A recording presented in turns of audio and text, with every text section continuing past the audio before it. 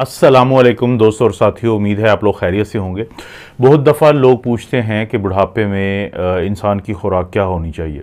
बुनियादी तौर पे दो किस्म की खुराक मशहूर होती है। एक को हम कहते हैं एनिमल बेस्ड जो डाइट या फूड्स, और एक होते हैं प्लांट बेस्ड फूड्स। यानी एक जो है जो एनिमल बेस्ड है उसमें आप ज़्यादातर गोश्त खा रहे होते हैं, ज़्यादातर अंडे और दूध, यानी जानवर से जो खुराक आपको मिलती है। इसके मुकाबले में जो प्लांट बेस्ड होती है तो वो पौधों से और पौधों से मुतल्लिका मुख्तलिफ जो ज़राए हैं वहाँ से आपको खुराक मिलती है। जो स्टडीज़ हैं, जो साइंटिफिक रिसर्च है, वो ये बताती है कि जो लोग उम्र के इस हिस्से में या बढ़ती हुई उम्र के साथ अपनी खुराक को एनिमल सोर्स से प्लांट सोर्स की तरफ मुंतकिल करते हैं तो उनको ज़्यादा फ़ायदा होता है। उनको दिल के अटैक या दिल की बीमारी होने के चांसेस कम होते हैं, उनको खून की नालियों के मसले कम होते हैं। हाँ, गोश्त को एक ख़ास हालत में इस्तेमाल किया जा सकता है, वो मैं वीडियो के आखिर में बताऊंगा। लेकिन जो प्लांट बेस्ड होती है इसके अंदर फल होता है इस्तेमाल, इसके अंदर सब्ज़ी इस्तेमाल होती है, इसके अंदर दालें इस्तेमाल होती हैं, इसके अंदर बादाम अखरोट जिनको हम नट्स कहते हैं वो इस्तेमाल होते हैं, और इसी तरह से बीज होते हैं मुख्तलिफ़ किस्म के वो इस्तेमाल होते हैं। तो इसको हम कहते हैं प्लांट बेस्ड। और इसके बारे में ये दावा किया जाता है कि बढ़ती उम्र के साथ अगर आपको जो एनर्जी चाहिए होती है, लंबी उम्र चाहिए होती है, कम बीमारियां चाहिए होती हैं, तो उसका बहुत हद तक ताल्लुक इस एक ट्रांजिशन से है, इस एक तब्दीली से है। देखिए, मिसाल मैं आपको देता हूं कि अगर फ्रूट की बात करें तो केला अक्सर ज़्यादा उम्र के लोगों को कहा जाता है कि अगर आपके डॉक्टर ने आपको मना नहीं किया है तो आप उसको इस्तेमाल करें, क्योंकि केले में बहुत कुछ होता है। इसके अंदर देखें पोटेशियम होता है। अब वो जो पोटेशियम होता है वो आपकी जो खून की नालियाँ हैं उनकी सेहत के लिए ज़रूरी है, आपकी दिल की सेहत के लिए ज़रूरी है। इसी तरह से जो इस उम्र में अक्सर मसल्स के प्रॉब्लम बनते हैं, पट्ठों के क्रैम्प्स वगैरह होते हैं, तो इसके अंदर जो पोटेशियम होता है वो आपके मसल के क्रैम्प्स को ज़्यादा नहीं होने देता। फिर इसके अंदर फाइबर होता है। अब वो जो फाइबर होता है वो आपकी आंतों के लिए बहुत ज़रूरी होता है, उससे आपकी आंतों की सेहत बेहतर रहती है और रात को नींद बेहतर आती है अगर आप यानी कि केला इस्तेमाल करें। क्यों नींद बेहतर आती है? क्योंकि ये मुख्तलिफ़ किस्म के जो अमाइनो एसिड्स हैं उनको तब्दील करता है मेलाटोनिन में, और मेलाटोनिन क्या है? वो हार्मोन है जिससे आपको रात को नींद बेहतर आती है। तो बहुत सारे और फल भी आप इस्तेमाल कर सकते हैं, लेकिन केले की इसलिए मिसाल दी जाती है। जैसे मैंने क्रैम्प्स की बात की, आपने देखा होगा कि जो एथलीट्स होते हैं या जो खेलों में हिस्सा लेते हैं तो वो इसीलिए उनके जो डाइटिशियन होते हैं उन्हें कहते हैं कि आप केला इस्तेमाल ज़्यादा करें ताकि आपके पट्ठों का मसला ना बने। तो इसीलिए प्लांट बेस्ड जो डाइट होती है उसमें फ्रूट्स जो है उनका भी मरकज़ी किरदार है। और फ्रूट्स के साथ ही अगर हम बात करें सब्जियों की, तो इस उम्र में अगर आप सब्जियों का यानी कि जो सूप होता है, वेजिटेबल सूप, वो ज़्यादा पिए, और इसी तरह से आप सैलड की शक्ल में, सलाद की शक्ल में इसको इस्तेमाल करें तो उससे बहुत फ़ायदे होते हैं। ख़ास तौर पे मैं यहाँ पे जिक्र करना चाहूँगा 3 सब्जियाँ जो कि काफ़ी ज़्यादा आपको सेहत देती हैं। उसमें एक तो ब्रोकली है।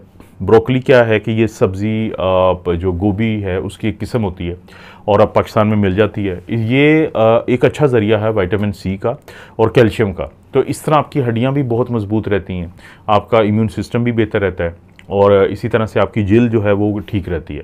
इसके साथ साथ फिर स्पिनच यानी पालक।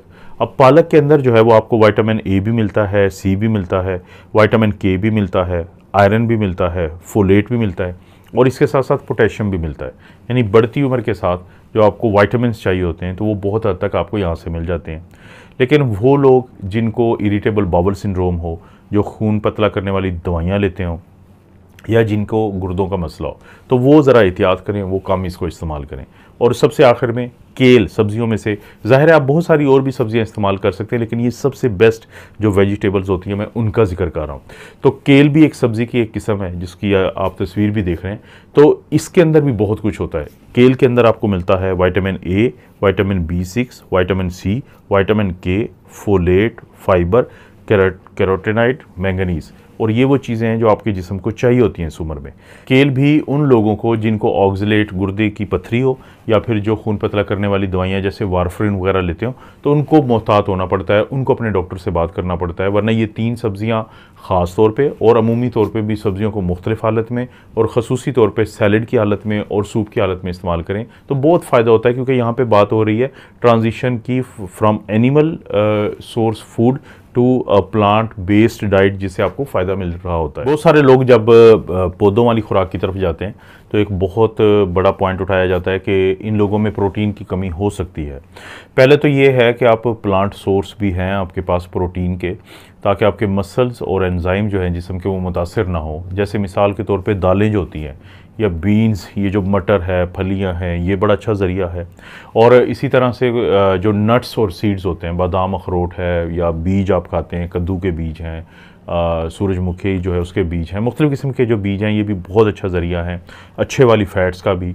और प्रोटीन के लिए आप शामिल कर सकते हैं जैसे जो सी फूड है यानी कि मछली है, इसी तरह फ्राई किया हुआ ऑयस्टर, क्रैब्स जो होते हैं, केकड़े, तो ये आप खा सकते हैं। इनके अंदर आपको अच्छे वाली फ़ैट मिलेगी, ओमेगा 3 फैटी एसिड मिलेगा, प्रोटीन मिलेगी। तो ये बड़े अच्छे ज़रिया हैं आपके लिए प्रोटीन का, क्योंकि स्टडीज़ ने ये बताया है कि जब बहुत ज़्यादा आप रेड मीट का इस्तेमाल करते हैं तो उसकी वजह से दिल की बीमारियां ज़्यादा होती हैं, क्योंकि वहाँ से कोलेस्ट्रॉल ज़्यादा आता है। तो इसलिए अगर आप प्रोटीन का ज़रिया भी ढूंढते हैं तो बहुत अच्छा ज़रिया आपको जो प्लांट बेस्ड डाइट होती है उसमें भी मिल जाए। इसके साथ साथ प्रोटीन का एक और भी ज़रिया हो सकता है, वो ये है कि अगर बाकायदगी से दही खाई जाए, योगर्ट खाई जाए, तो उसके अंदर ना सिर्फ ये कि प्रोटीन मिलती है, बल्कि उसके अंदर आपकी हड्डियों और दांतों की मजबूती के लिए कैल्शियम भी है। और इसी तरह से अच्छे वाली जो बैक्टीरिया होते हैं, गुड बैक्टीरिया जो होते हैं, तो उसके वो प्रोबायोटिक्स भी होते हैं। यानी आप इसको ज़्यादा इस्तेमाल करेंगे तो उससे आपको प्रोटीन भी मिल जाएगी, आपको हड्डियों और दांतों की मजबूती भी मिल जाएगी, आपका इम्यून सिस्टम भी बेहतर हो जाएगा। और ख़ास तौर पे जब आपको ये अच्छे वाले बैक्टीरिया आपके जिस्म में ज़्यादा होते हैं आंतों में, तो उससे आपकी आंतों की भी सेहत बेहतर रहती है और आपका इम्यून सिस्टम पर भी ये बहुत मुस्बत तरीके से असरअंदाज होते हैं। और इसके अलावा इस उम्र में जो ख़ास तौर पर ख्याल रखना चाहिए कि पानी ज़्यादा पीना चाहिए, अगर आपके डॉक्टर ने आपको मना नहीं किया, क्योंकि वो लोग जिनको दिल के अटैक हो चुके होते हैं, दिल के पट्टे उनके कमज़ोर होते हैं, तो उनको डॉक्टर मना करते हैं कि आपने ज़्यादा पानी नहीं पीना। या जिनके गुर्दे सही काम नहीं कर रहे होते तो उनको मना किया जाता है। और इसी तरह से अगर किसी का जिगर ख़त्म हो चुका हो, उसके अलावा हम कहते हैं कि आप पानी ज़्यादा पिएँ, मीठा पानी ना पिएँ, शुगर वाला पानी ना पिएँ, इसी तरह से बोतलें, मशरूबात ये ना पिएँ, बल्कि जो रूटीन का पानी है उसको ज़्यादा पिएँ। तो दही के भी फ़ायदे, पानी के भी फ़ायदे, यहाँ तक अब तो बात की जाती है कि जो नई स्टडीज़ आई हैं वो यहाँ तक कहती हैं कि टाइप 2 डायबिटीज़ मेलाइटस के होने को रोकने में भी बड़ा अहम किरदार होता है दही के बाकायदा इस्तेमाल का। लेकिन कभी भी दही के अंदर चीनी ना इस्तेमाल करें, बल्कि और कोई भी छोटा मोटा जो फ्रूट होता है, जैसे बाज़ औक़ात लोग चेरीज़ डाल लेते हैं या स्ट्रॉबेरी डाल लेते हैं, तो ऐसे इस्तेमाल करें। तो ये रूटीन है कि जिसमें आप बढ़ती हुई उम्र के साथ, ख़ास तौर पे जो बुज़ुर्ग हैं, जो बूढ़े लोग हैं, कि वो एनिमल सोर्स से ज़्यादा वो प्लांट बेस्ड डाइट लें, क्योंकि साइंसी तहकीक ये बताती है कि उनको बहुत ज़्यादा फ़ायदा होता है। इस चैनल पे इस तरह की वीडियोस मिलती रहती हैं। वीडियो को लाइक करें, चैनल को सब्सक्राइब करें। कोई भी वीडियो अच्छी लगती है तो दोस्तों रिश्तेदारों से शेयर करने के लिए नीचे ऑप्शन उसको ज़रूर इस्तेमाल करें। आप अपना और अपनी फैमिली का ख्याल रखें। अल्लाह ताला आपको और आपकी फैमिली को हर किस्म की बुराई, बीमारी और आजमाइश से महफूज रखे।